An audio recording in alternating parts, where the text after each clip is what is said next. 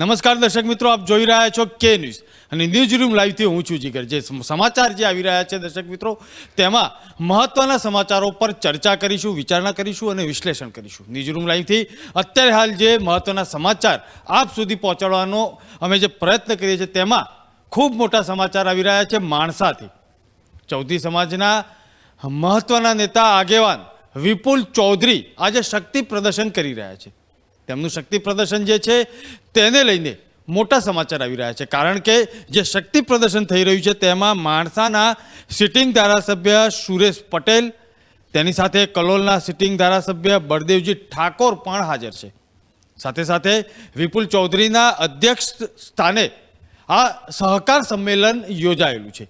સહકારી સંસ્થાઓમાં સરકાર દ્વારા તથા વિસનગરના ધારાસભ્ય ઋષિકેશ પટેલ દ્વારા જે સહકારની ભાવના જે છે તેમાં અહંકાર દાખવ્યો હતો અને સાગર ડેરીની ચૂંટણીમાં હોય કે સરકારી મશીનરીનો અલગ અલગ જગ્યાએ તેમણે ઉપયોગ કર્યો હતો તેવા આક્ષેપ પણ આ સંમેલનમાં થઈ રહ્યા છે.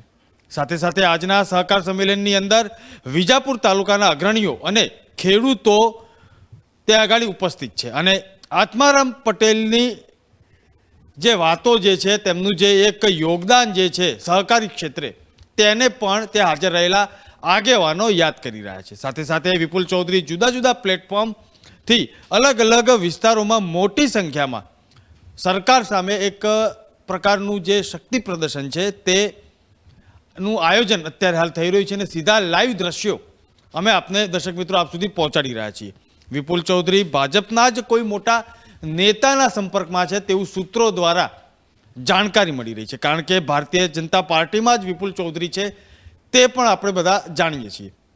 સાથે સાથે વિપુલ ચૌધરી આગામી સમયમાં અન્ય કોઈ પાર્ટી સાથે ગઠબંધન કરે અથવા જોડાય તો નવાઈ નહીં તેવું પણ સૂત્રો કહી રહ્યા છે, કારણ કે જે પ્રકારે શક્તિ પ્રદર્શન થઈ રહ્યું છે અને ત્યાં આગળના જે લાઈવ દ્રશ્યો છે, મોટી સંખ્યામાં સમાજના આગેવાનો ત્યાં આગળ જોડાયેલા છે. ચર્ચા કરીશું અમારા સહયોગી ફૈઝાન પાસેથી. ફૈઝાન, જે રીતે વિપુલ ચૌધરીનું ત્યાં આગળ શક્તિ પ્રદર્શન યોજાઈ રહ્યું છે, શું છે વધુ માહિતી? જે પ્રકારે કહી શકાય કે આ વર્ષે વિધાનસભાની ચૂંટણીનો સત્ર એમ કહી શકાય ચાલી રહ્યો છે, વર્ષ ચાલી રહ્યું છે, તેને લઈને તમામ સમાજ દ્વારા શક્તિ પ્રદર્શનના ભાગરૂપે સંમેલનો, બેઠકો યોજીને જે છે એક શક્તિ પ્રદર્શન દર્શાવવામાં આવી રહ્યું છે. ત્યારે ચૌધરી સમાજના જે નેતા કહી શકાય કે વિપુલ ચૌધરી અને હરિ ચૌધરી વચ્ચે થોડાક દિવસ અગાઉની ઘટના સામે આવી હતી કે બંને વચ્ચે જે ખટરાગ છે, આંતરિક વિખવાદ ચરમસીમાએ પહોંચ્યો હતો, તેને લઈને જન આક્રોશ સંમેલનનું પણ આયોજન કરવામાં આવ્યું હતું. તેમની સામે પ્રત્યે આરોપ, આક્ષેપ પ્રત્યે આક્ષેપના રૂપમાં જે છે પોતપોતાના સંગઠનોના હોદ્દેદારોને તૈયાર કરીને આ પ્રકારે સંમેલન યોજવામાં આવ્યું હતું. આજે ફરી એકવાર વિપુલ ચૌધરી દ્વારા માણસા ખાતે જે છે સંમેલન યોજવામાં આવ્યું છે, જે સહકાર સંમેલન છે. તેમાં મોટી સંખ્યામાં સમાજના લોકો જોડાયા છે અને આગામી વિધાનસભાની ચૂંટણીને ધ્યાનમાં રાખીને ફરી એકવાર વિપુલ ચૌધરી જે છે વિધાનસભાની ચૂંટણી તરફ કૂચ કરી શકે તેવી પૂરેપૂરી શક્યતા સેવાઈ રહી છે, કેમ કે વિપુલ ચૌધરી છે જે દૂધ સાગર ડેરીના ચેરમેન પણ રહી ચૂક્યા છે ને તેમણે હવે જે આ વખતે જે છે લોકો કયા પ્રકારે જે બે ફાંટા જે છે અત્યારે ચૌધરી સમાજમાં જોવા મળી રહ્યા છે તેને કેવી રીતે દૂર કરાય ને ફરી એકવાર સમાજનું પ્રભુત્વ બતાવીને જે સીટો છે તેના ઉપર કેવી રીતે જીત મેળવાય તે માટે પ્રયાસ કરવા માટે હવે તે કેટલાક ભાજપના મોટા નેતાઓના સંપર્કમાં પણ હોવાનું સામે આવ્યું છે. પરંતુ અત્યાર સુધી કોઈ વિપુલ ચૌધરીએ સત્તાવાર જાહેરાત કરી નથી કે તેઓ ભાજપમાં થઈને ચૂંટણી લડશે. ખરેખર તેમને ચૂંટણીમાં ટિકિટ મળશે કે નહીં તે પણ એક જોવાની વાત છે, ને મળશે તો પછી તેઓ લડશે કે પછી તેઓ ગઠબંધન કરીને એક બીજી પાર્ટી જોડે સીધું ચૂંટણીના મેદાનમાં ઉતરશે. વિપુલ ચૌધરી અને જે હરિ ચૌધરી છે જે સમાજના અગ્રણીઓ છે અને જે ઘટના જે બની રહી છે, આજે મહાસંમેલન યોજીને ફરી એકવાર સમાજમાં કેવી રીતે લોકોમાં પોતાની છાપ ઊભી કરવી, પોતાનું રાજકીય વર્ચસ્વ બતાવવા માટે જે છે આ પ્રકારના સંમેલનનું આયોજન કરવામાં આવ્યું છે. જી, આ સાથે માણસાથી લાઈવ દ્રશ્યો સાથે વિપુલ ચૌધરી શું કહી રહ્યા છે તે જોઈએ. માન્ય બળદેવજી, માન્ય સુરેશભાઈ, માન્ય બાબુજી, માન્ય ભાસ્કરભાઈ, માન્ય બેન આશાબેન, માન્ય મોગજીભાઈ, મંચ ઉપર ઉપસ્થિત સર્વે આગેવાનો, વડીલો, મુરબ્બીઓ, ધોનારી બહેનો, યુવાનો અને ગામે ગામ સુધી આપણો સંદેશ પહોંચાડનાર મીડિયાના મિત્રો,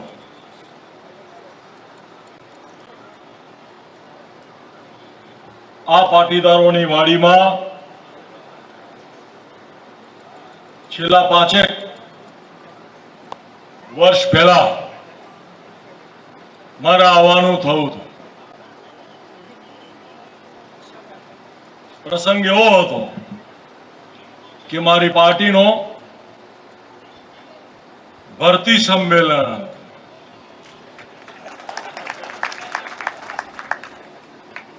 ભરતી સંમેલનમાં અમારા ગામના સ્નેહીને ભારતીય જનતા પાર્ટીનો મેં ખેસ પહેરાયો.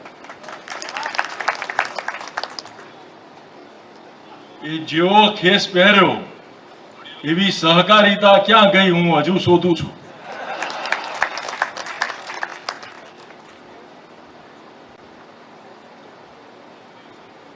વિપુલભાઈનો સંઘર્ષ ફક્ત ખાનગીકરણ રોકવા સુધીનો સીમિત નથી. આપણે વાત સમજીએ અને વિષય પણ સમજીએ. શું આપણે એવી કલ્પના કરી શકીએ કે ગુજરાત રાજ્યના સહકાર મંત્રી પોતે પોતાના જિલ્લામાં ખાનગી ડેરી કરે? એ ખાનગી ડેરીનું અમૂલ ફેડરેશન સાથે કોન્ટ્રાક્ટ કરે દૂધના પેકિંગનો. જો આ પ્રવૃત્તિ ચાલે તો સહકારી ડેરી કેવી રીતે ચાલે? આજના પ્રસંગે મારા આભાર માનવો પડશે બેન આશાબેનનો. બેન આશાબેન, આપે પત્ર લખ્યો અને એ જિલ્લાના વિરોધ પક્ષના ભાઈ શ્રી અર્જુનભાઈ મોઢવાડિયાજીએ ઝુંબેશ ઉપાડી કે આવું ભ્રષ્ટાચારી ખાનગીકરણ ના ચાલે. ત્યારે જઈને રોક લાગી, ત્યારે જઈને સંઘર્ષ કરવો પડશે. માર્કેટ યાર્ડોમાં આજે કોઈ બોલનાર છે કે અમારા માર્કેટ યાર્ડોનું ખાનગીકરણ ના થવા દેશો? અંબાણી ને અદાણીની અમારે જરૂરિયાત નથી. છે કોઈ બોલનાર? કેમ સંભળાવતું નથી એવું કોઈ બોલતું? સહકારી ક્ષેત્રમાં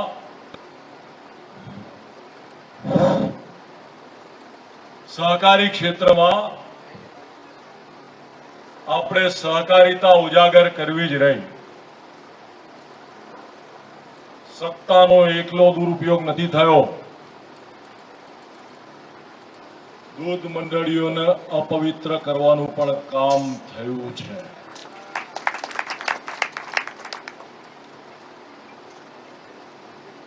મારા ગામના ભાઈને અનોડિયાના કોટવાસમાં જમીન છે, ગાયો ભેંસો છે.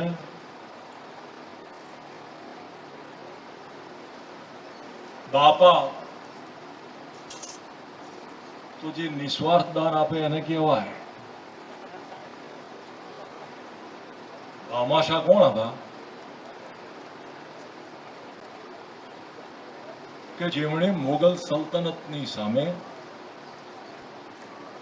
રાણા પ્રતાપના સંઘર્ષને સહકાર આપ્યો હતો. આજના ભોજનના દાતા એ ભામાશા કહેવાય. ભાઈ રાજુભાઈ પામોરવાળા, તમે ભામાશા છો. હું તને પૈસા આપું, તું મને થરાવા. આને વેપાર કહેવાય, આને ભ્રષ્ટાચાર કહેવાય.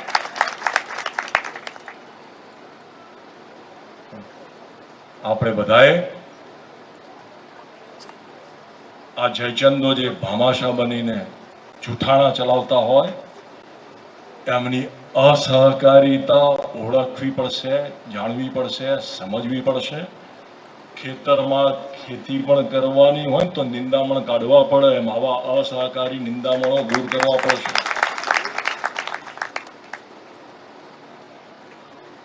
આપણે બધાએ આ સહકારી પ્રવૃત્તિમાં કેવી રીતે સહકારિતા ઉજાગર થાય તેના બધાએ સહિયારા પ્રયત્નો કરવાના છે, કરવા પડશે. એ સિવાય સંઘર્ષ નહીં થઈ શકે. મિલ્ક ડે, ઉનાળામાં દૂધ દિવસ, 15 મહિનામાં આશાબેન એવી ટેકનોલોજી આવી છે, ગાયો ને ભેંસો ઉનાળામાં વિયાતી થઈ ગઈ.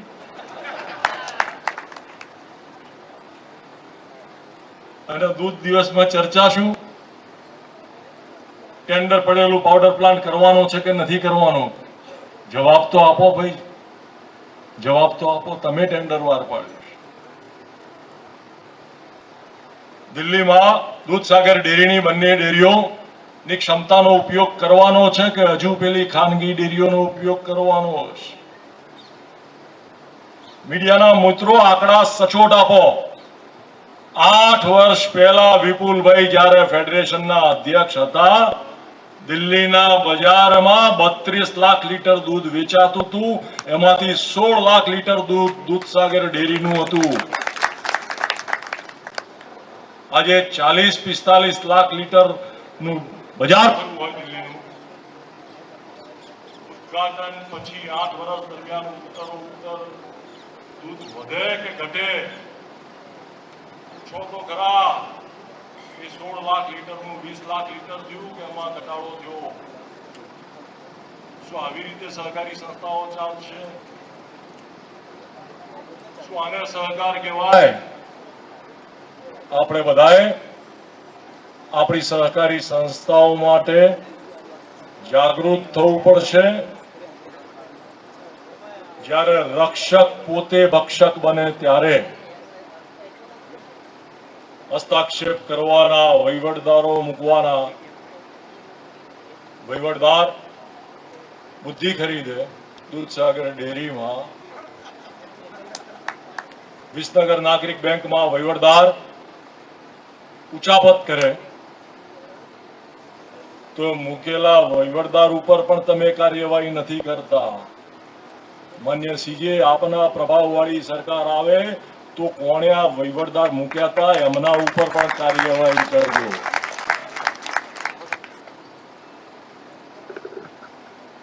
આપણે જ રક્ષકો બનવું પડશે. હું ઈચ્છું કે અર્બુદા સેના અને દૂધસાગર સૈનિકો પોતે રક્ષકોની ભૂમિકામાં આવે અને આપણા વિસ્તારમાં અને જિલ્લામાં લોકશાહીનું દમનની જે કોઈ પણ કાર્યવાહી થઈ હોય, સત્તાના દુરુપયોગની જે કોઈ પણ કાર્યવાહી થઈ હોય, અથવા રૂપિયાનો દુરુપયોગ કરીને દૂધ મંડળીઓને અપવિત્ર કરવાની કાર્યવાહી થઈ હોય, આ બધાનું સંશોધન કરીએ અને મક્કમતાથી આપણે બધા જો જાગૃત થઈએ. આખરે વ્યક્તિનો મત નથી હોતો, ગામની મંડળીનો મત હોય છે. ગામની ઈચ્છા સિવાયનો મત ક્યાંક આડો અવળો ખોટી રીતે ગયો હોય તો આ સહકારી ભાવના ઉજાગર કરીને પણ આપણે બધાએ આપણી સંસ્થાનું રક્ષણ કરવાનું છે. આ સહકારી સંમેલનમાં આપ સર્વે લોકો એકઠા થયા. અહીંયા તો એવા પણ મિત્રો ભેગા થાય છે કે જે વિપુલભાઈને કહે છે, વિપુલભાઈ તમે તમારા શબ્દો પાછા ખેંચો. શું કરશું કહો? મારા શબ્દો પાછા ખેંચવાના છે કે આપણે બધાએ જાગૃત ને સંગઠિત થવાનું છે? સત્યના માર્ગે ચાલી શકીશું? સંઘર્ષ કરી શકીશું? વ્યક્તિઓ મહત્વના નથી, વ્યવસ્થાઓ મહત્વની છે. વ્યવસ્થાઓ ઊભી કરવામાં 60 વર્ષ લાગે છે. વ્યવસ્થાઓ બગાડતા કેટલો સમય લાગે? આપણે બધાએ જાગૃત થવું પડશે, સંઘર્ષ કરવો પડશે અને સત્યના માર્ગે ચાલવાની હિંમત પણ કેળવવી પડશે. આપણે આપણા આગેવાનોની ટોપી ઉછળતી હોય ત્યારે પણ આપણે મક્કમ નથી થઈ શક્યા. આપણા આગેવાનોના ધોતિયા નીકળતા હોય ત્યારે પણ મક્કમ નથી થઈ શક્યા. હવે થઈએ, હજુ મોડું નથી થયું. સંગઠિત થઈએ, એક થઈએ, નેક થઈએ. ખૂબ મોટી સંખ્યામાં માણસા વિસ્તારમાંથી આપ સર્વે લોકો આવ્યા છો. આજે ઠરાવમાં માણસા તાલુકો દૂધમાં પ્રથમ નંબરનો તાલુકો હોય તો પછી મોતીભાઈ ફાઉન્ડેશનમાં પણ તમારા આપણા બધાના સૌથી વધુ રૂપિયા છે. તો એનું સંચાલન પણ યોગ્ય થાય આપણે જોવું પડશે. આત્મારામ કાકાના ભંડોળમાં પણ કોઈનો ખાનગી રૂપિયો નથી, બધાય સહકારી રૂપિયા છે. તો એ પણ સહકારિતા ઉજાગર થાય અને જૂના મહેસાણા જિલ્લામાં જ્યાંથી આ ભંડોળ આપણે લીધું છે ત્યાં ઉપયોગ થાય, એના પણ આપણે બધાએ સહિયારા પ્રયત્નો કરવા પડશે. આપણે આપણો ગૌરવવંતો ઇતિહાસ, આજે સમય એવો આવ્યો છે કે બે પ્રકારની વ્યાખ્યા થશે. આજે સહકાર સંમેલનમાં પણ જિલ્લાની સહકારી સંસ્થાઓ એમ કે ભાઈ તમે સંમેલનમાં ના જશો, ડેરી હોય કે બેંક હોય, એ શું સહકારિતા છે?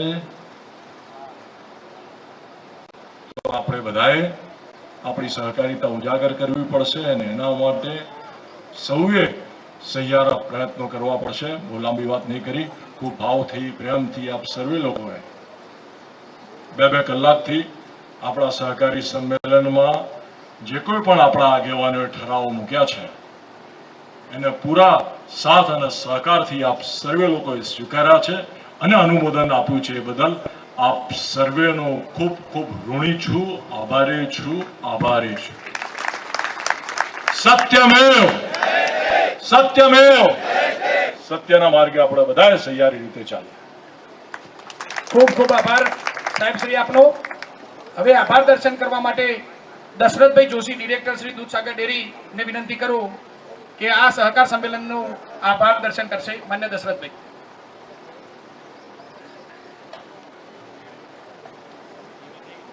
જે રીતે માણસાથી વિપુલ ચૌધરીએ સંબોધનમાં વિરોધીઓ પર આકરા પ્રહાર કર્યા અને આ પ્રસંગે આત્મારામ કાકાને યાદ કર્યા, આત્મારામ પટેલને યાદ કર્યા અને જે રીતે જાહેરમાં તેમનું અપમાન કરવામાં આવ્યું હતું તેની પણ ટીકા કરી. સાથે સાથે આગામી સમયમાં સહકારી ક્ષેત્રે બધા જ આગેવાનોની મદદની જરૂર પડશે તેવું પણ તેમણે કહ્યું.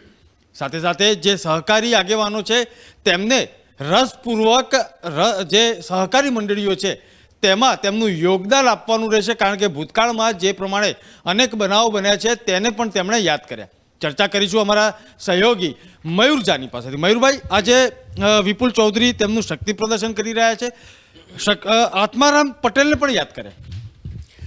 આત્મારામ પટેલને યાદ કરવા એમના માટે આજે જરૂરી હતા જીગરભાઈ. એમને બહુ જ આજે બહુ આમ જુઓ ને તો બહુ ડાયરેક્ટ વાત કરી છે, ઇનડાયરેક્ટ પણ કશું નથી આમાં.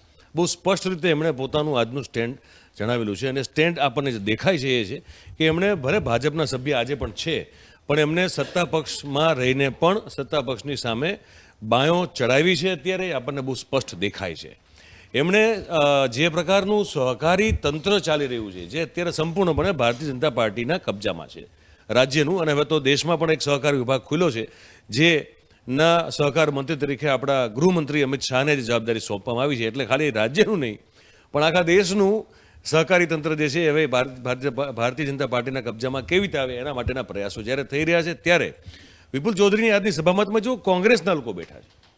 એણે આજે બલદેવજી ઠાકોર પણ છે ત્યાં, મારા ખ્યાલથી સીજે ચાવડાને એને સંબોધન મેં સાંભળ્યું કે સીજે ચાવડાને એને બોલાવ્યા, એટલે સીજે ચાવડા પણ ત્યાં છે અને એ બધાને સાથે રાખી એમને સંબોધિત કરતાં કરતાં ઉપસ્થિત જનમેદનીને સંબોધતા વિપુલ ચૌધરી આજે એમ કહી શકાય કે પોતાની મનસા સ્પષ્ટ કરી છે.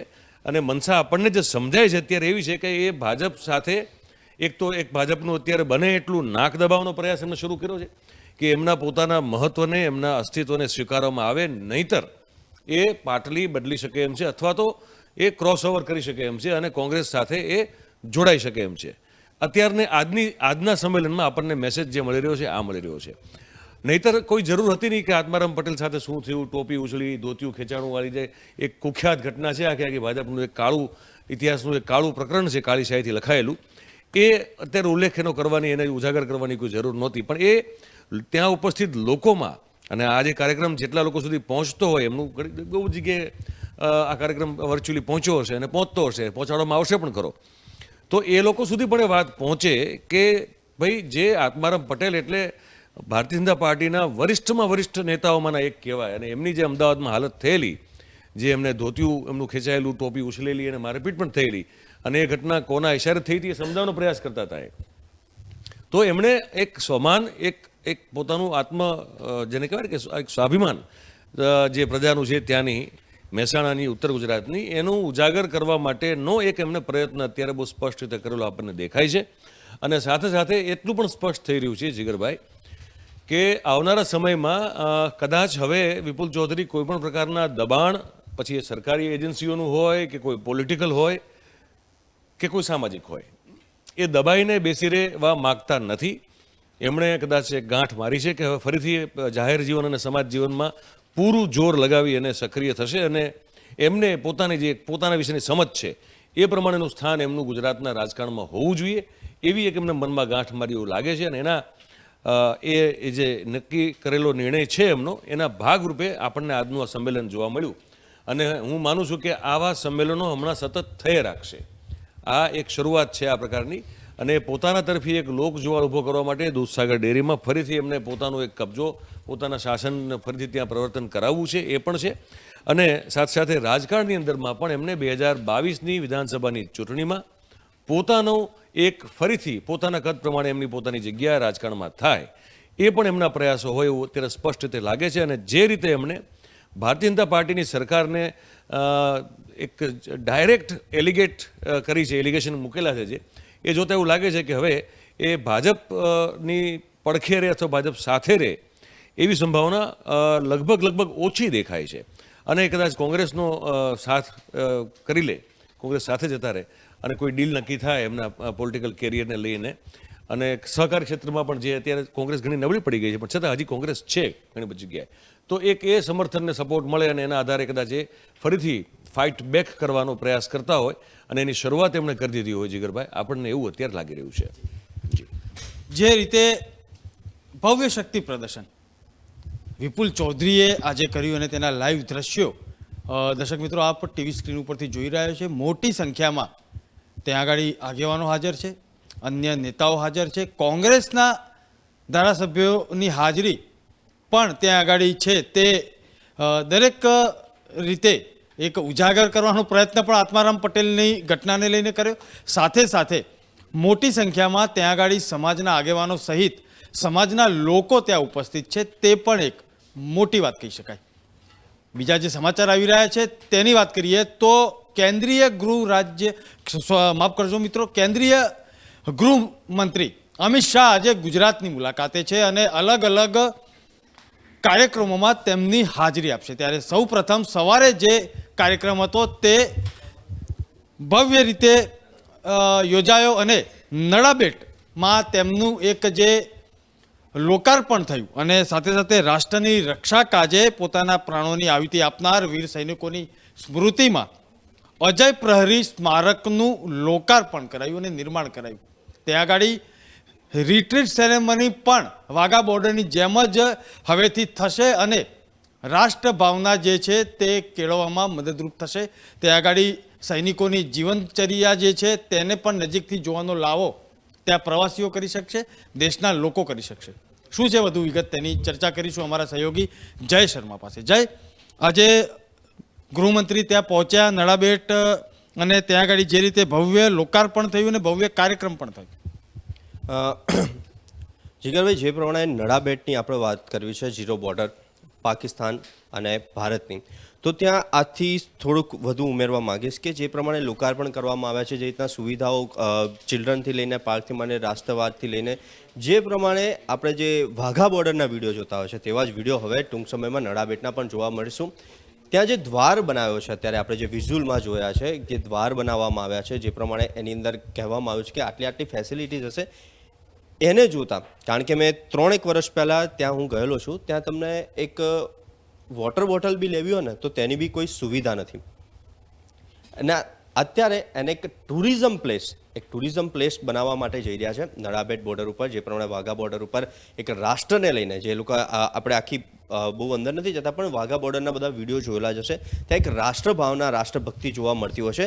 તેવી નડાબેટ બોર્ડર ઉપર હવે એવા જ વિઝ્યુઅલ આપણને જોવા મળશે. એવી જ ત્યાંની જે જય હિન્દ ને બધા જે આપણા નારાઓ આપણે વાઘા બોર્ડર ઉપર સાંભળતા હોય છે તેવા હવે નડાબેટ બોર્ડર ઉપર પણ સાંભળવા મળશે. અને નડાબેટ બોર્ડરની અંદર જે અત્યારે જે આખું આપણે એ લોકો સ્મારકથી માંડીને જે બનાવવા જઈ રહ્યા છે તેવા દ્રશ્યો પણ હવે ટૂંક સમયમાં જોવા મળશે. તેનું ગેટથી માંડીને જે ડેવલપમેન્ટ થયું છે એની અંદર રેસ્ટોરન્ટથી માંડીને લેઝર શોથી, લાઇટ શોથી માંડીને મ્યુઝિયમ સુધી, એટલે કે જે પ્રમાણે આપણે આની તુલના, હું એવું આમ તુલના તો ના કહી શકાય પણ Narmada dam, statue of unity, જ્યાં લોકો ખાલી ડેમ જોવા માટે જતા નહોતા પણ જ્યારે સ્ટેચ્યુ ઓફ યુનિટી બન્યા ત્યાં અલગ અલગ ગાર્ડન બનાવવામાં આવ્યા, ત્યાં અલગ અલગ મ્યુઝિયમ બનાવવામાં અને ત્યાં પછી ત્યાં ટુરિઝમ પ્લેસ બન્યું. હવે એ જ વસ્તુ નડાબેટ બોર્ડર ઉપર આજે પ્રોજેક્ટ નાખ્યો છે જેનું લોકાર્પણ એ બધું કર્યું. હવે એવો જ ટુરિઝમ સ્પોટ આ નડાબેટ બોર્ડર બનશે, કારણ કે નડાબેટ બોર્ડર ઉપર ઘણા લોકો જાય છે પણ ત્યાં કોઈ પણ સુવિધા નહોતી અને લોકોને જવા માટે બી ઘણીવાર તકલીફો પડતી હતી, ટ્રાન્સપોર્ટેશન બી નહોતું. હવે જે રીતના નર્મદા સુધીનો પટ્ટો એમણે ક્લિયર કર્યો તેવી રીતના નડાબેટ બોર્ડરનું બી જે આ પ્રોજેક્ટ છે તેને લઈને પણ બહુ મોટી આ યોજના છે. અને તેને લઈને અત્યારે જે લોકોમાં રાષ્ટ્રભાવ અને આર્મી કેમ્પેનમાં જોડાવાની, કેમ કે તમે વાઘા બોર્ડરના વિઝ્યુઅલ્સને બધા જોઈએ છે અને ત્યાં મોટા પાયે પંજાબ, હરિયાણા, ગુડગાંવ, દિલ્હી, બિહારથી માંડીને લોકો ત્યાં જોતા હોય છે અને ત્યાં એક માહોલ એવો થાય છે ને જીગરભાઈ કે તમારે આર્મીમાં જોડાવાની ઈચ્છા થઈ જાય. પણ એ ટાઈપનું અહીંયા એક બી એવું કેમ્પ કે એવું હોતું નથી. ખાલી આપણે આર્મી ડે કેવું હોય એના દિવસે સેલિબ્રેટ કરીએ છીએ. તો નડાબેટ બોર્ડર ઉપર જો દિવસે ને દિવસે આ પ્રમાણે પ્રવૃત્તિઓ થશે તો આપણને આર્મીમાં બી સારું એવું બેકઅપ મળશે, લોકોને રાષ્ટ્રભાવના, રાષ્ટ્રભક્તિ પણ ઉદ્ભવશે. એને લઈને બી આ બહુ સારું આયોજન કરવામાં આવ્યું છે. અને સાથે સાથે જે લોકોને ખબર નથી કે આર્મીની લાઈફ કેવી છે એનું એક મ્યુઝિયમ બનાવવામાં આવશે ત્યાં, અને એ લોકોના સાધનોથી માંડીને, એ લોકોના ગન્સથી માંડીને, ટેન્કથી માંડીને એનો બી હવે એક આખું મ્યુઝિયમ બનાવવાના છે. એટલે કે બાળકોને બી ત્યાં વિઝિટ કરાવવા જશે તો બાળકોમાં જે અત્યારે છે કે આર્મીમાં જોડાવું કે નહીં, કારણ કે ઘણા આપણે જોઈએ છે તો મોસ્ટ ઓફ અત્યારે આર્મીના બહુ ઓછા લોકો છે જે લોકો આર્મીમાં જોડાય છે યુથની અંદરથી. તો એ લોકોને બી એક નવી મળશે, એક પહેચાન મળશે કે આવી આર્મીમાં વસ્તુ હોય, આર્મીમાં જઈએ તો આ પ્રમાણેનું આપણને લેવલ મળે, આર્મીનું કામ શું છે. તો એક નાના બાળકોથી માંડીને વૃદ્ધ સુધીમાં જે આર્મીનો જુસ્સા છે એ બી જોવા મળશે નડાબેટ બોર્ડર આ જે પ્રોજેક્ટ થઈ રહ્યો છે તેને લઈને. જે રીતે નડાબેટ બોર્ડર અને ગુજરાત સહિત દેશભરની જનતા જે છે તે નજીકથી બીએસએફની જે કાર્યવાહી હોય છે તેને લઈને વાત કરીએ કે અથવા તો અટારી વાઘા બોર્ડરની જે રિટ્રીટ જે છે તે જોવા માટે ત્યાં પંજાબ સુધી પહોંચતા હોય છે, તે હવે કદાચ ગુજરાતમાં આવશે અને ગુજરાતમાં પણ આ ભવ્ય દ્રશ્યો જોવા મળશે. કારણ કે બીએસએફ તેની જે રહેણીકરણી હોય અથવા તો તેમની જે રાષ્ટ્રભાવના હોય તે બધું જ નડાબેટ 0 પોઈન્ટમાં જોવા મળશે. ત્યારે જે રીતે નડાબેટ સીમા દર્શન પ્રોજેક્ટ આખો દેશમાં બીએસએફનો પ્રથમ અત્યાધુનિક પ્રોજેક્ટ છે અને બીએસએફના ઉદ્ભવ, વિકાસ અને યુદ્ધોમાં તેમની ભૂમિકા તેમજ સિદ્ધિઓ સહિત દેશ માટે સર્વોચ્ચ બલિદાન આપનાર વીરોની ગૌરવ ગાથાઓનું સચિત્ર દર્શન થશે. આજે વિવિધ લોકાર્પણ જે થયેલા છે ત્યાં આગળ જે શાહ જે છે તેમણે કહ્યું, ગૃહમંત્રી અમિત શાહ છે તેમણે પણ આજે દેશના વીરોને યાદ કર્યા અને આ સ્મારકનું લોકાર્પણ કર્યું. આગળના જે સમાચાર આવી રહ્યા છે તે રાજ્યમાં એલઆરડીની ભરતી પ્રક્રિયા ચાલી રહી છે અને તેને લઈને પરીક્ષા પણ યોજાઈ રહી છે.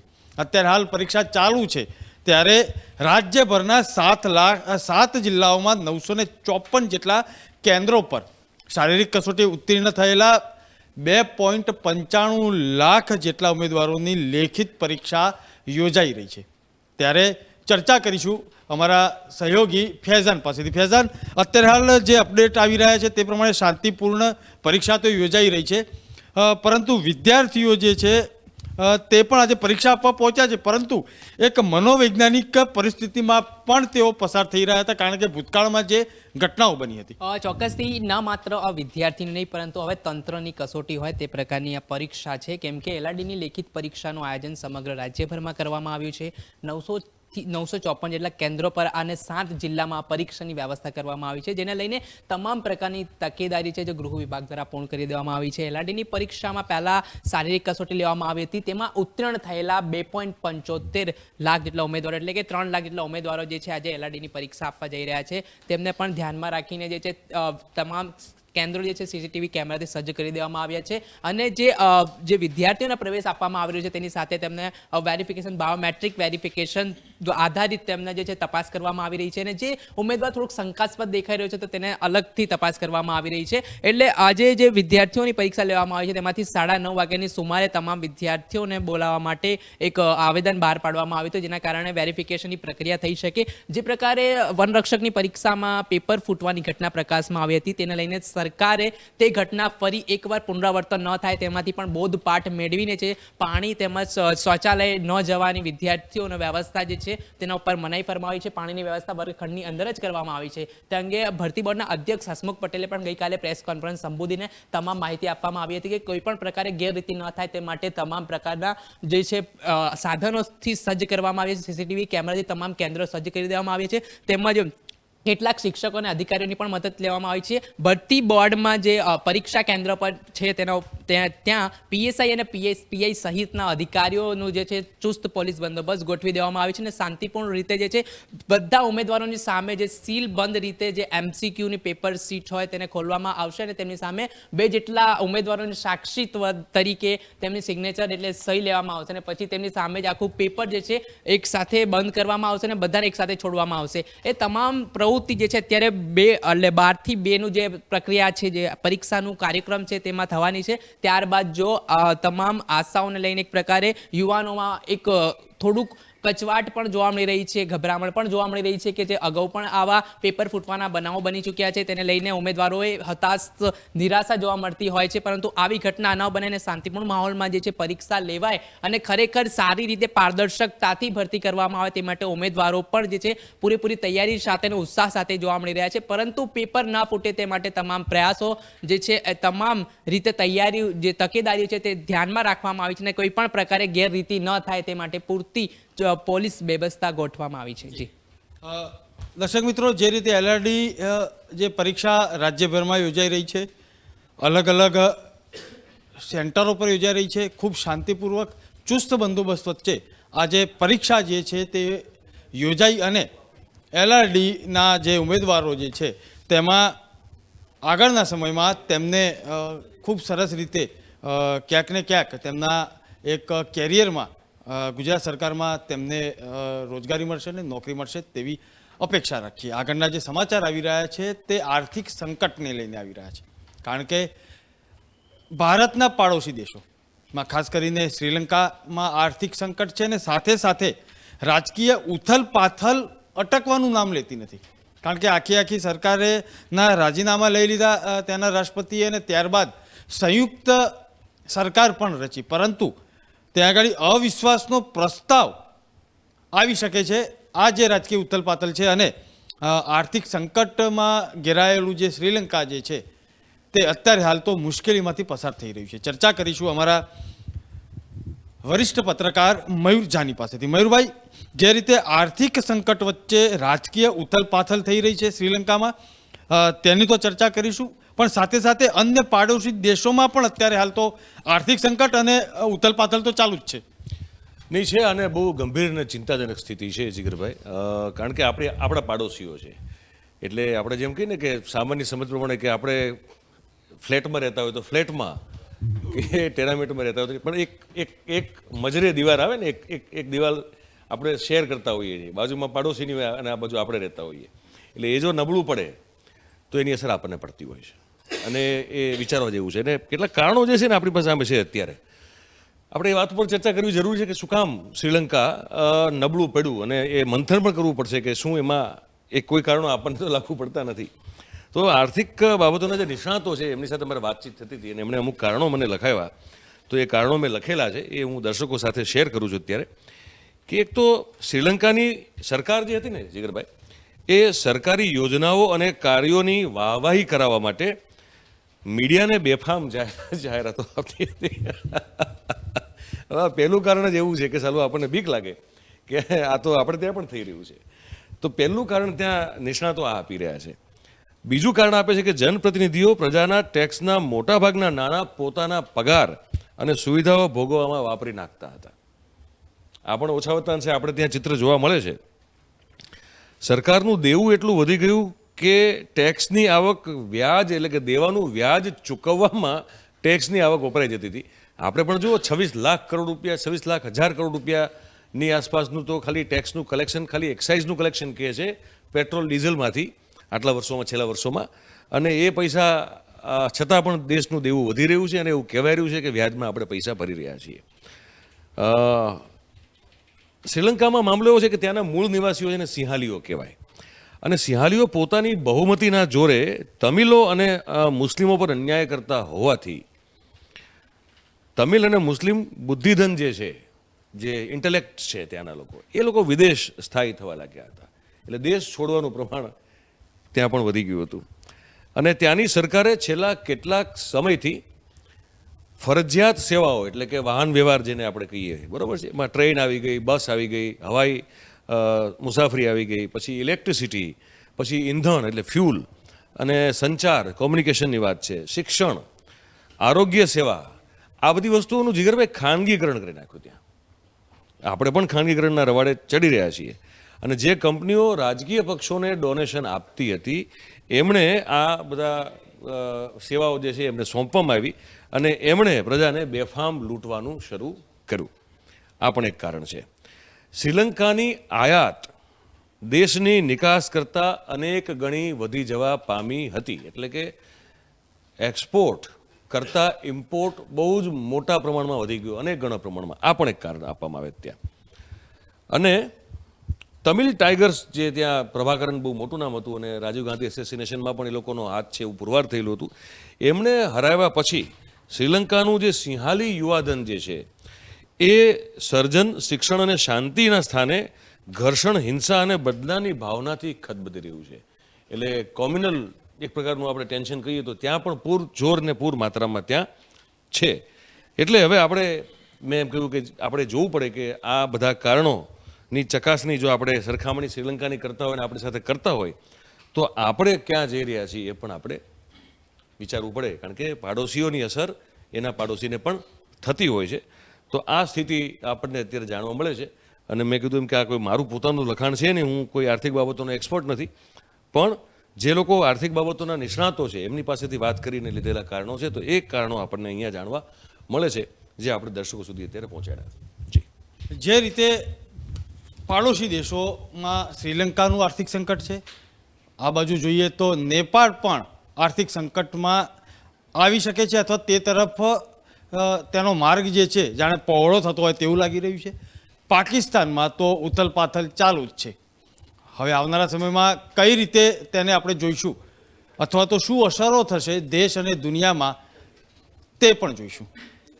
આગળના સમાચાર જે આવી રહ્યા છે તે મહત્વના સમાચાર છે દર્શક મિત્રો, કારણ કે દરેકના જીવન પર અસર કરે તેવા સમાચાર છે. કારણ કે સંયુક્ત રાષ્ટ્ર મહાસચિવ એન્ટોનિયો ગુટરેસે WHOના જે WHOના જે મહાસચિવ છે તેમણે વિશ્વભરમાં વધી રહેલા કોરોનાના કેસ અંગે ફરીથી ચેતવણી આપી છે. ભલે ગુજરાતની અંદર હોય કે દેશની અંદર કેસોમાં સતત ઘટાડો આવી રહ્યો છે, ત્રીજા લહેરની કોઈ અસર થઈ નથી, પરંતુ મહામારી હજી સમાપ્ત નથી થઈ તે બાબતે દરેક દેશોને, દુનિયાના દેશોને ચેતવ્યા છે. કારણ કે નવા વેરિયન્ટ આવી રહ્યા છે.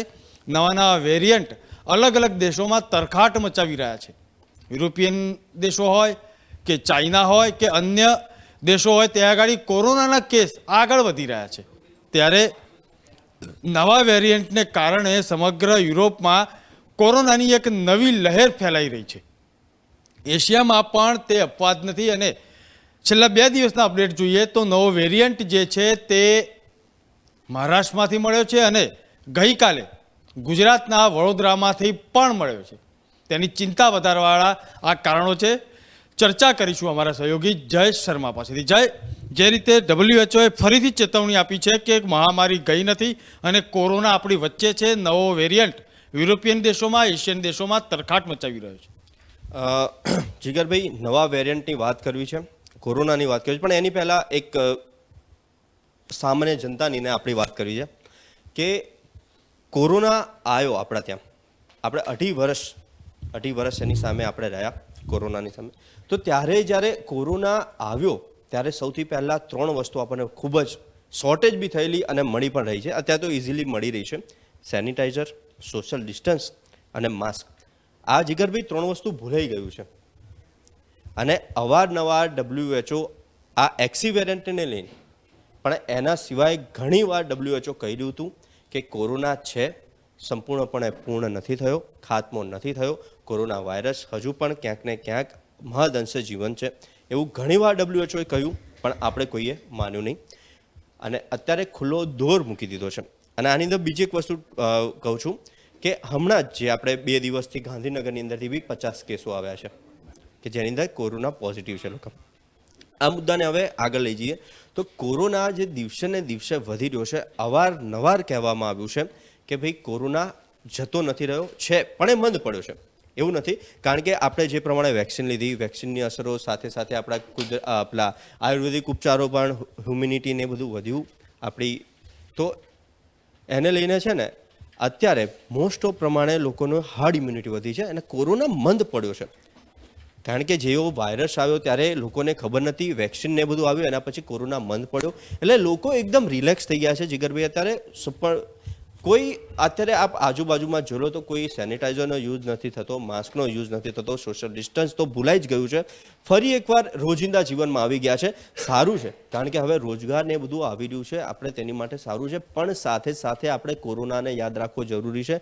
ફરી એકવાર જો આવી દહેશત થશે તો ફરી પાછું ઊભું થવા માટે આપણી પાસે સમય નથી અને એટલા પરિબળો નથી. આપણે ધંધા રોજગારની બી વાત કરીએ જો આની અંદર, આ થોડોક વિષયથી આપણે બહાર જઈએ છીએ, પણ જીગરભાઈ મૂળ મુદ્દો એ જ છે કોરોનાને લઈને.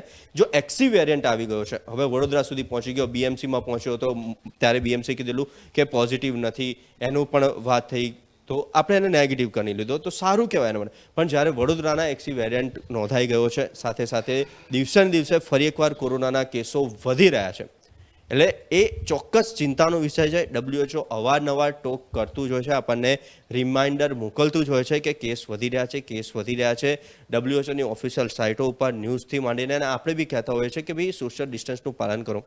હવે આની અંદર આપણે જોવા જોઈએ કે એક બાજુ સામાજિક પ્રસંગો, એક બાજુ ઇલેક્શન, હવે આ બંને ફરી એકવાર ચાલુ થયું છે. લગ્નની સિઝન આવી રહી છે, જેની સાથે સાથે હવે ઇલેક્શનની તૈયારીઓ, એટલે તૈયારીઓ તો ચાલુ થઈ જ ગઈ છે, રેલીઓને બધું થઈ રહી છે, એટલે એ બી એક ચિંતાનો વિષય છે.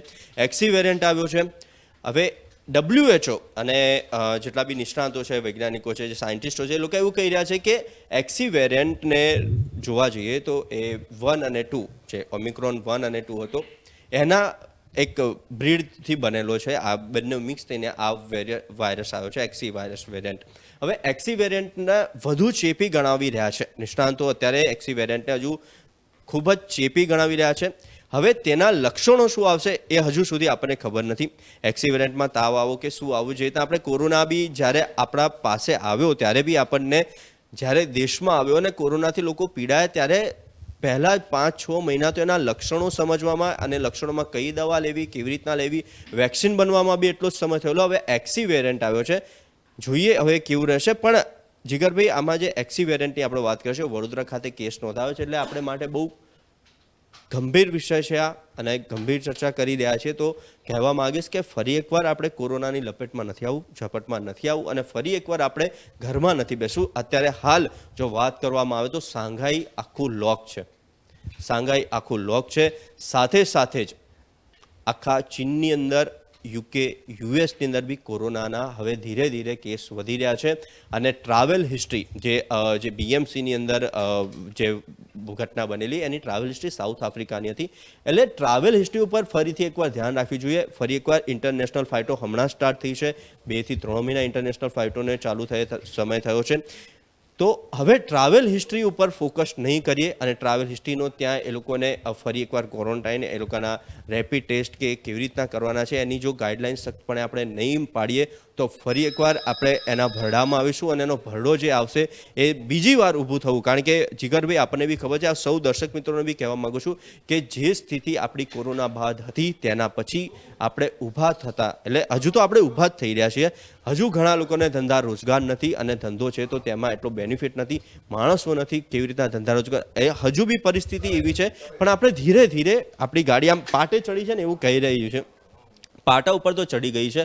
હવે ફરી એકવાર એ પાટા ઉપર ગતિ તરફ જઈ રહી છે અને જો વચ્ચે એકાદો પાટો આવ્યો અને એકાદા વાયરસના કારણે ફરી એકવાર આ જે ભૂતકાળમાં સર્જાયેલી છે ઘટનાઓ એ સર્જાશે તો આપણે ઊભા નહીં થઈ શકીએ. અને સાથે સાથે એક્સી વેરિયન્ટને લઈને પણ ચિંતાનો વિષય છે. જે પ્રમાણે કેસો વધી રહ્યા છે, ચેપ આ વધુ ચેપી છે એવું પણ કહી રહ્યા છે નિષ્ણાંતો અને WHOની ગાઈડલાઈન પણ આવી છે. અને આપણા હેલ્થ મિનિસ્ટર પણ કહી રહ્યા છે કે હજુ પણ માસ્કને અને સોશિયલ ડિસ્ટન્સના નિયમો છે બદલાયા નથી, હજુ યથાવત છે. લોકો ભૂલી ગયા છે, માસ્ક પહેરવાનું ભૂલી ગયા છે, સોશિયલ ડિસ્ટન્સનું ભૂલી ગયા છે. રાત્રે લોકડાઉન હતું, હવે તેની અંદર રાહત આપવામાં આવી હતી, પણ રાહતનો ગેરલાભ બી લઈ રહ્યા છે. ફરી એકવાર જે આપણા મેળાવડા થતા હતા એ મેળાવડા થઈ રહ્યા છે અને ફરી એકવાર જો મેળાવડામાં એક કેસ પોઝિટિવ આવ્યો અને તે ચેપી છે એવું કહી રહ્યા છે. અને જો આખા સમગ્ર આપણા રાજ્યની વાત કરીએ, આપણે ખાલી જો રાજ્યમાં ફેલાતા વાર નહીં થાય, કારણ કે જે પ્રમાણે હાલ જે પાટનગર ગાંધીનગરમાં જે કેસ આવ્યા છે 33 કે 35 એવા કેસ આવ્યા છે જીગરભાઈ, હવે એ કોરોના વાયરસના કેસ છે એની પુષ્ટિ બી થઈ ગઈ છે. તો ફરી એકવાર કોરોના વાયરસ આવ્યો છે તેના આ એંધાણ છે. અને એમાં જે સ્ટુડન્ટો છે મોસ્ટ ઓફ બધા બહારથી ટ્રાવેલ કરીને આવેલા છે, એટલે ટ્રાવેલ હિસ્ટ્રી ઉપર ફોકસ કરવી પડશે. કારણ કે જે રાજ્યમાં ધીરે ધીરે કોરોના જઈ રહ્યો છે, ધારો કે આપણે એક્ઝામ્પલ આપું કે રાજકોટ છે, ભાવનગર છે અને આપણે અમદાવાદ ગણીએ તો અમદાવાદની અંદર મહદઅંશે કોરોના વાયરસ જતો રહ્યો છે. પણ જો રાજકોટથી કોઈ વ્યક્તિ પોઝિટિવ ટ્રાવેલ હિસ્ટ્રી ચેક કર્યા વગર, RT-PCR ચેક કર્યા વગર આવે છે અને અમદાવાદમાં રહે છે તો એ બધાને સ્પ્રેડ થવાનો છે. એવી રીતના આવે તો આ જે બધા ઇન્સ્ટિટ્યૂટ છે, જે બહારની કોલેજો ને એ બધા છે, એમાંથી સ્ટુડન્ટો તો મોસ્ટ ઓફ બધા બહારથી આવે છે, હૈદરાબાદ, મુંબઈ, એટલે ઇન્ડિયામાં બધેથી આવે છે. તો એ લોકોની ટ્રાવેલ હિસ્ટ્રી પણ ધ્યાન રાખવી જોઈએ. એટલે માત્ર વિદ્યાર્થીઓથી નહીં, જેટલા બી લોકો બહારથી ટ્રાવેલ કરીને આવી રહ્યા છે એમની ખાસ કરીને ટ્રાવેલ હિસ્ટ્રી ચેક કરવી જોઈએ, એ લોકોના ટેસ્ટ કરવા જોઈએ. અને જ્યાં સુધી એ લોકોના ટેસ્ટ કમ્પ્લીટ ના થાય અને એ લોકો પૂરેપૂરા નેગેટિવ ના મળે ત્યાં સુધી આપણે એ લોકોને આઇસોલેટ કરવા જોઈએ. નહીં તો જો આ કોરોના ફરી વકરશે તો ઊભું થવું બહુ ભારે પડી જશે. જે રીતે દર્શક મિત્રો સમાચાર આવી રહ્યા છે નવા વેરિયન્ટને લઈને અને તેમાં ખૂબ સાવચેતી રાખવું જોઈએ તેવું WHO કહી રહ્યું છે. ગુજરાત હોય કે દેશ હોય કે દુનિયા હોય, દરેક વ્યક્તિ અત્યારે હાલ કોરોનાના અલગ અલગ વેરિયન્ટથી પરેશાન છે અને તેને લઈને સાવચેતી રાખવી જરૂરી છે. અને ખાસ માસ્ક પહેરીને જ ફરવું, કારણ કે કોરોના આપણી આસપાસ છે તે ક્યારેય ન ભૂલવું. દર્શક મિત્રો, હવે પછીના જે સમાચાર આવી રહ્યા છે તે જોઈએ તો રાહુલ ગાંધીને લઈને આવી રહ્યા છે. રાહુલ ગાંધીએ યુપી વિધાનસભાની ચૂંટણી દરમિયાન કોંગ્રેસે બસપા પ્રમુખ માયાવતી સાથે ગઠબંધન કરીને તેમને CM પદના ઉમેદવાર બનાવવાની ઓફર કરી હતી અને આ તેમણે કોઈ જવાબ ના આપ્યો તેવું રાહુલ ગાંધી કહી રહ્યા છે. હવે ચૂંટણીઓ પતી ગઈ છે, સરકાર બની ગઈ છે અને લગભગ એકાદ મહિનો પસાર થવા આવ્યો છે, ત્યારે રાહુલ ગાંધીએ આ પ્રકારની વાત કરી છે. શું છે વધુ વિગત તેની ચર્ચા કરીશું અમારા સહયોગી મયુર જાની પાસેથી. મયુરભાઈ, સરકારો બની ગઈ, મંત્રીઓ બની ગયા, રાહુલ ગાંધી કહે છે કે અમે આ CM પદની ઓફર કરી હતી.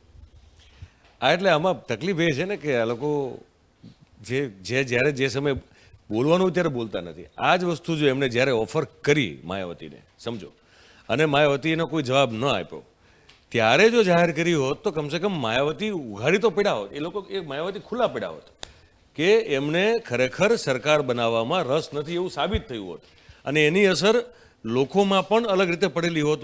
વોટર્સ જે છે એના ઉપર એની અસર એના માનસિકતા ઉપર અસર અલગ રીતે પડેલી હોત, પણ એ ન થયું. આજે કહેવાથી કોઈ ફેર પડતો નથી. આજે રાહુલ ગાંધી આ છે ને, આ જ બધી વસ્તુઓ છે જે એમની જે પોલિટિકલ મેચ્યોરિટી છે, જે રાજકીય અપરિપક્વતા છે રાહુલ ગાંધી સાહેબની, એ અહીંયા ફરીથી એકવાર દેખાઈ આવે છે. આ નિવેદન એમણે ક્યારે આપવું જોઈએ? જો પોલિટિકલી આ જગ્યાએ ભાજપ હોય છે, ભાજપ શું કરે? ભાજપ એને ચણ નાખી દીધું માયાવતીને, માયાવતી ચણવાની ના પાડી દીધી એટલે ઓન ધ સ્પોટ જાહેર કરે. કેમ? તો કે માયાવતી ફિક્સમાં મુકાઈ જાય. માયાવતી તો ફિક્સમાં મુકાય પણ માયાવતીના જે સમર્થકો આખા ઉત્તર પ્રદેશમાં છે, જે 10%ની ઉપર વોટ આ વખતે પણ હજી લઈ ગયા છે, એ સમર્થકો, અને ગયા વખતે 18માં એનો 22%ની આસપાસ 22%થી ઉપર વોટ શેર હતો. ભલે સીટો નહોતી પણ વોટ શેર હતો. તો એ વોટ શેરનું કન્વર્ઝન થવું મહત્વનું હોય છે રાજકારણમાં, જ્યારે ચૂંટણીઓ યોજાતી હોય ત્યારે. એ સ્થિતિમાં જો ત્યારે એમણે જ્યારે ઓફર મોકલી હતી કે તમે આ ગઠબંધન કોંગ્રેસ સાથે બનાવો અને જો કોંગ્રેસ અને બસપાની સરકાર બને તો મુખ્યમંત્રી પદના ઉમેદવાર તરીકે અમે તમને અત્યારથી જ જાહેર કરવા માગીએ છીએ, આવી ઓફર રાહુલ ગાંધીના કહેવા મુજબ એમના તરફથી માયાવતીને મોકલવામાં આવેલી હતી. માયાવતી આના ઉપર કોઈ જવાબ નથી આપ્યો એવું રાહુલ ગાંધી કહે છે આજે, કે અત્યારે, એટલે ગઈકાલે વાત છે. તો આ વાત જો ત્યારે કરી હોત એમણે કે ભાઈ અમે તો ગઠબંધન બનાવવા માગીએ છીએ, અમે માયાવતીને મુખ્યમંત્રીના ચહેરા તરીકે પ્રસ્તુત કરવા માગીએ છીએ, તો જે દલિત વોટ જે છે, જેના માટે કાશીરામ સાહેબે બહુ બધો સંઘર્ષ અને બહુ બધી મહેનત કરેલી હતી, વર્ગને એક માનભેરું સન્માનભેરું સ્થાન આપવા માટે, અને યુપી જેવા રાજ્યના જે ઠાકોરો અને બ્રાહ્મણોના બાહુબલીવાદથી પ્રભાવિત આખું પ્રદેશ છે, ત્યાં દલિતોની ભલું કરવાની માનસિકતા ધરાવતી પાર્ટી સત્તા ઉપર બેસે એવો સંઘર્ષ કાશીરામે ત્યાં કરેલો હતો. એ સંઘર્ષ આખો અદ્ભુત છે. એ સંઘર્ષ ઉપર પાણી ફરી ગયું જ્યારે માયાવતીએ જવાબ ન આપ્યો ત્યારે નહીં, પણ હું કહું છું કે રાહુલ ગાંધી જ્યારે જાહેર ન કર્યું ત્યારે, જો ત્યારે કર્યું હોત તો રાજકારણ એક અનિશ્ચિતતાઓનું આખું એક ક્ષેત્ર છે, અને એમાં ક્યારે પવન કઈ બાજુ આવશે, ક્યારે વહાણ તમારું કઈ બાજુ, એ સળ તમારો બદલશે, તમને ખબર નથી. તો એ સંભાવનાનું ક્ષેત્ર છે.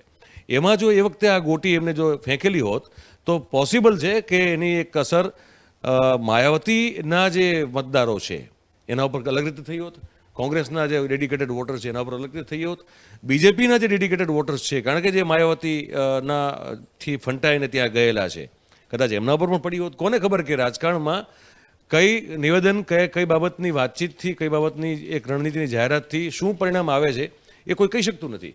તો એ વખતે જાહેર કરવાની જરૂર હતી. હવે અત્યારે જાહેર કરે છે કે ભાઈ એમને ઈડીની અને સીબીઆઈનો અને પેગાસસ સ્પાયવેરનો ડર હતો, એટલા માટે એમણે અમારો જવાબ પણ ન આપ્યો.